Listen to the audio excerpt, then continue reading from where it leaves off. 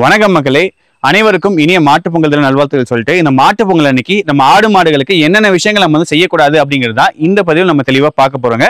மாட்டு பொங்கல் அன்னைக்கு ஆடு மாடுகளுக்கு என்னெல்லாம் செய்யக்கூடாதுங்கிறத பார்க்கறதுக்கு முன்னாடி பொதுவா என்னென்ன விஷயங்கள் நம்ம செய்வோம் அப்படிங்கிறத பார்த்துருந்தாங்க. முதல் விஷயமா என்ன பண்ணோம் அப்படின்னு சொல்லி பார்த்தோம்னா, இந்த ஆடு மாடுகளை நல்லா தேய்ச்சி சுத்தமாக கழுவி விடுவோம். மேலே சாணி எதாவது ஒட்டியிருந்தாலும் சரி, மண் சேறு சகதி எதாவது இருந்தாலும் சரி, அதை ஃபுல்லாக கழுவி விட்டுட்டு, இந்த குட்டிகள்லாம் என்ன கலர் இருக்கோ, எந்த கலரை வச்சா எடுப்பா தெரியுமோ அந்த மாதிரி பொட்டெல்லாம் வாங்கிட்டு வந்து உடம்பு ஃபுல்லாகவே வச்சு விடுவோங்க. அதுக்கு அடுத்த விஷயம் என்ன பண்ணோம் அப்படின்னு சொல்லி பார்த்தோம்னா, ஆடுகளுக்கு காவிக்கல்னு சொல்லுவாங்க. அந்த காவிக்கல்லை தண்ணியில் கரைச்சோம் அப்படின்னா அது பேஸ்ட் மாதிரி ஆகிடும். இது ஒரு மண்ணிலேருந்து செய்வாங்க. அது பேஸ்ட் மாதிரி இருக்கிறது என்ன பண்ணுவாங்க அப்படின்னு சொல்லி பார்த்தோம்னா, ஆட்டோட கொம்புலையும் மாட்டோட கொம்புலையும் பூசி விடுவாங்க. இப்படி பூசுறதுனால ஆடு மாடுகளுக்கு குளிர்ச்சியாக இருக்கும் அப்படிங்கிற விஷயங்கள்லாம் எங்கள் தாத்தா சொல்லுவாங்க. ஸோ அதை ரெகுலராக நாங்கள் வருஷம் வருஷம் பண்ணுவோம். அதுக்கு அடுத்த விஷயம் என்ன பண்ணுவோம் அப்படின்னு சொல்லி பார்த்தோம்னா, ஆடுகளுக்கும் சரி மாடுகளுக்கும் சரி புது கயிறு வாங்கிட்டு வந்திருப்போம். அந்த கயிறுகளை மாற்றி விடுவோங்க. இந்த வேலைகள்லாம் பார்த்தீங்கன்னா மத்தியானம் 12 மணிக்கு ஆரம்பிப்போம், ஒரு 3 மணி வரைக்கும் முடிச்சிடும். மாட்டு பொங்கல் அன்னைக்கு மதிய வேலைகளில் ஆடு மாடுகளுக்கு செய்யக்கூடிய வேலை இதுதாங்க. இது மாதிரி பொட்டு நம்ம ஆடு மாடுக்கு மட்டும் தான் வைப்போம் அப்படின்னு கேட்டிங்கன்னா கண்டிப்பாக கிடையாது. நம்ம வீட்டில் பூனைக்குட்டி இருந்தாலும் வைப்போம், அதே மாதிரி நாய்க்குட்டி இருந்தாலும் அதுக்கு வைப்போங்க. சரிங்களா?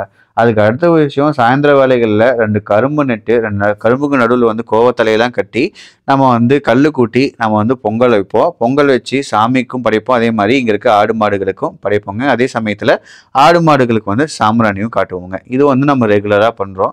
இந்த வீடியோ நான் போகிறதுக்கான முக்கிய காரணமே இங்கே தாங்க ஆரம்பிக்குது. நம்ம விவசாயிகள் என்ன பண்ணுவாங்க அப்படின்னு சொல்லி பார்த்தோம் அப்படின்னா, சக்கரை பொங்கலை சாமிக்கு படைச்சிட்டு, அதே மாதிரி ஆடு மாடுகள் படைச்சிட்டு, அந்த ஆடு மாடுகளுக்கு நம்ம இது ஒரு பிரசாதமாக கொடுக்கணும் அப்படின்னு சொல்லிட்டு ஆட்டுக்கு ஒரு 1/2 கிலோ, மாட்டுக்கு ஒரு 1.5 கிலோ 2 கிலோ அளவுக்கு வச்சிருவாங்க சைஸுக்கு ஏற்ற மாதிரி. இப்படி வைக்கிறதுனால என்ன ஆகும்னு சொல்லி பார்த்தோன்னா, அடுத்த நாள் காலையில் ஆட்டுக்கும் சரி மாட்டுக்கும் சரி வயிறு கெட்டு போயிருங்க. கெட்டு போய் ஆடு மாடுகள் இறக்குற ஸ்டேஜ் கூட போயிடுங்க. இந்த கண்டிஷனுக்கு என்ன பேர் சொல்லுவாங்க அப்படின்னு சொல்லி பார்த்தோம்னா, இங்கிலீஷில் அசிட்டோசிஸ் சொல்லுவாங்க. இந்த கண்டிஷன் எதனால் வருதுங்கிறத நம்ம தெரிஞ்சுக்கிறதுக்கு முன்னாடி ஆடு மாடுகளுக்கு எப்படி ஜீரணம் ஆகும் அப்படிங்கிற விஷயத்தை தெரிஞ்சுக்கிட்டோம்னா இந்த விஷயம் உங்களுக்கு ஈஸியாகவே புரியுங்க. சரி வாங்க, இப்போ ஆடு மாடுகளுக்கு எப்படி ஜீரணம் ஆகும் அப்படிங்கிறத பார்க்கலாம். இப்போ இந்த ஆடு சாப்பிட்ற தட்டை மனுஷங்களுக்கு மாதிரி ஒரு வயிற்றுலேயே ஜீரணம் பண்ண முடியுமான்னு கேட்டிங்கன்னா கண்டிப்பாக கிடையாது. ஆடு மாடுகளுக்கு பார்த்தீங்க அப்படின்னா 4 வயிறு இருக்குங்க. ஏன்னா இது சாப்பிடக்கூடிய பொருள் வேக வைக்காத பொருள்னால ஈஸியாக செரிமானம் பண்ண முடியாது. அந்த தட்டையோ புல்லையோ செரிமானம் பண்ணணும், முழுமையாக செரிமானம் பண்ணணும்னா அதுக்கு ஒரு வயிறு பத்தாது, 4 வயிறு தேவைப்படுங்க. இப்போ உங்களுக்கு புரியக்கூடிய வகையில் இந்த ஃபோட்டோ இருக்கணுங்கிறதுக்காக முதல் வயிறு, 2ஆம் வயிறு, 3ஆம் வயிறு, 4ஆம் வயிறு நான் ஃபோட்டோவிலே எழுதியிருக்கேன். முடிஞ்ச வரைக்கும் அதில் ஏதாவது ஒரு மாற்றங்கள் செய்ய பார்க்குறேன். அது மூலிமா உங்களுக்கு ஈஸியாக புரிஞ்சுக்க முடியுங்க. இப்போ ஆடு சாப்பிட்ட பொருள் முதல்ல எங்கே போகும் அப்படின்னு சொல்லி பார்த்தீங்கன்னா, முதல் வயிறான ரூமனுக்கு தாங்க போகும். இந்த ரூமனில் என்ன இருக்கும் அப்படின்னு சொல்லி பார்த்தீங்க அப்படின்னா, சின்ன சின்ன நல்ல மைக்ரோ ஆர்கானிசம் சொல்லக்கூடிய பாக்டீரியா, புரோட்டோசோவா இதெல்லாம் இருக்கும். இதுதான் ஆடு மென்று முழுங்கின பொருளை நொதிக்க வச்சு அதில் இருக்கிற சத்துக்களை வெளியெடுக்குங்க. சரிங்களா? இப்போ நொதிக்க வைக்கும் பொழுது ஒரு சில பொருள் ரொம்பவே கடினமாக இருக்கும். ஏன்னா ஆடு ஒரு இடத்த மேய போகும்பொழுது வேக வேகமாக சாப்பிடும். அப்படி வேக வேகமாக சாப்பிடும்பொழுது என்ன ஆகும் அப்படின்னு சொல்லி பார்த்தீங்கன்னா, முழுமையாக மெல்ல முடியாது. ஸோ அதை மெல்லவதெல்லாம் எங்கே இருக்கும், இங்கே போய் தங்கி இருக்கும். அது மறுபடியும் வாய்க்கு எடுத்து நல்லா மென்று மறுபடியும் உள்ளே அனுப்பும் பொழுது உள்ளே இருக்கிற இந்த நல்ல பாக்டீரியாவாலையும் புரோட்டோசோவாலையும் ஈஸியாக நொதிக்க வச்சு அதில் இருக்கிற பொருள் சத்துக்கள் ஃபுல்லாகவே எடுக்க முடியுங்க.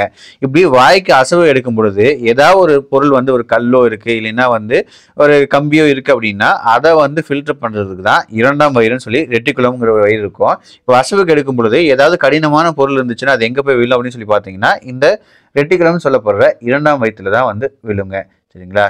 அதுக்கு அடுத்ததா முதல் வயிற்றுல முடிஞ்ச வரைக்கும் கூழாக்க முடியுதுல்ல, அந்த சாப்பிட்ட சாப்பாடை கூழாக்குறதுல அந்த நீர் சத்தை ஃபுல்லாகவே 3ஆம் வயிற்றுல ஃபில்டர் பண்ணி எடுத்துக்கோங்க. அது மூலிமா சத்துக்கள் ஆட்டுக்கு ஆட்டு உடம்புக்கு போயிடுங்க. அடுத்ததா இந்த முதல் வயிறுன்னு சொல்லப்படுற இந்த ரூமனில் பார்த்தீங்க அப்படின்னா இன்னும் ஒரு சில பொருட்கள் ஜீரணமாகாமல் இருக்கும். அந்த ஜீரணமாகாத பொருள் எங்கே போகும் அப்படின்னு சொல்லி பார்த்தோம்னா, அபமேஷன் சொல்லப்படுற 4ஆம் வயிறுக்கு போகுங்க. இது ரியல் ஸ்டொமக்குன்னு சொல்லுவாங்க.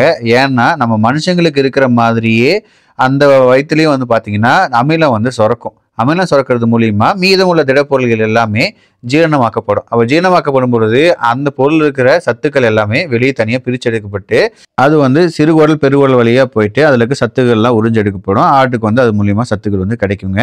கடைசியாக அந்த பெருங்குடலை தாண்டினதுக்கப்புறம் அது சாணியாக அங்கே ஸ்டோர் ஆகிருக்கும். ஆடோ இல்லை மாடோ வந்து சாணியோ இல்லை புழைக்கையோ போடுது அப்படிங்கிற பொழுது அது வெளியேறுங்க. இது மாதிரி தான் பொதுவாகவே ஆடு மாடுகளுக்கு வந்து ஜீரணம் ஆகுங்க.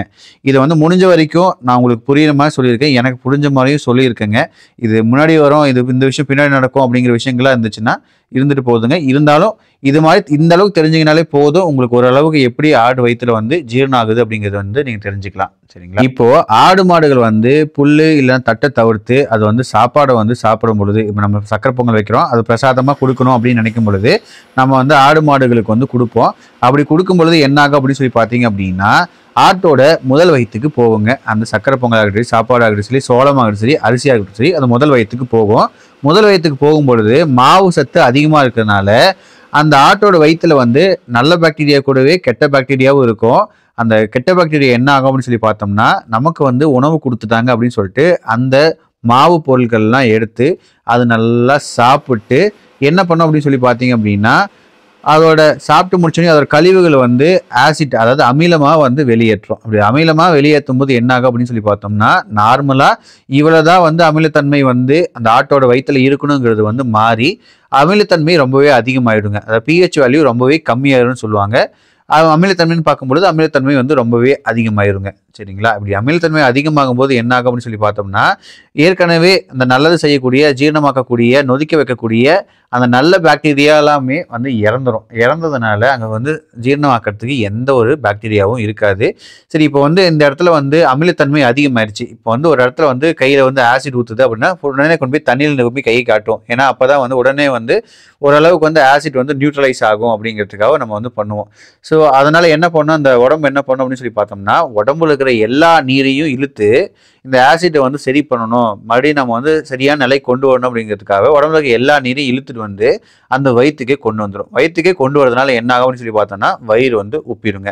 வயிறு உப்புறதுனால தான் நம்ம வயிற்று தட்டி பார்க்கும் பொழுது உள்ள கொட கொட கொடன்னு சத்தம் கேட்கும். சரிங்களா? இந்த ரீசன்னால தான் நம்ம ஆடு வந்து வயிறு உப்புது, வயிறு உப்பிடுச்சுன்னு சொல்கிறோம். இப்போ அரிசி சாப்பிட்டா வயிறு உப்புதுன்னு சொல்கிறோம்ல, அதுக்கான காரணமே இதுதான். சரிங்களா? இப்படி இந்த வயிற்றுல வந்து அமிலத்தன்மை அதிகமாகனால நீர் கோக்கிறது வந்து இந்த ரூமன் முதல் வயிற்றுல இருக்கும் பொழுதே நம்ம வந்து சரி பண்ணிட்டோம் அப்படின்னா ஆடை வந்து காப்பாற்றிடலாங்க. அதை தவிர்த்துட்டு அது வந்து ரத்தத்தில் கலந்துருச்சு, இந்த அமிலத்தன்மை வந்து ரத்தத்தில் வந்து கலந்துருச்சு அப்படின்னா நம்ம ஆட்டை வந்து காப்பாற்றுறது ரொம்பவே கஷ்டமாயிருங்க. உதாரணத்துக்கு சொல்லணும் அப்படின்னு சொல்லி பார்த்தோம்னா, இந்த கெட்ட பாக்டீரியா என்ன பண்ணோம் அப்படின்னு சொல்லி பார்த்தோம்னா, லாக்டிக் ஆசிட்டுங்கிறத வந்து ரத்தத்தில் வந்து கலந்துரும். ரத்தத்தில் கலக்கிறதுனால வந்து ஆடு வந்து இறந்துடுங்க, இல்லை மாடாக இருந்தாலும் இறந்துடுங்க. ஸோ இந்த ஒரு காரணத்தினால தான் ஆடுகளுக்கு அரிசியும் சரி இல்லைன்னா மாவு சார்ந்த பொருள்கள் வந்து அதிகமாக கொடுக்கக்கூடாதுன்னு சொல்கிறது. கொடுக்காமல் இருக்கிறதே ரொம்பவே நல்லதுங்க. சரிங்களா? ஆட்டுக்கு வந்து என்ன ஒரு புண்ணாக்கு கொடுக்கலாம், அப்படி இல்லைன்னா நம்ம வந்து தீவனங்கள் கொடுக்கலாம்.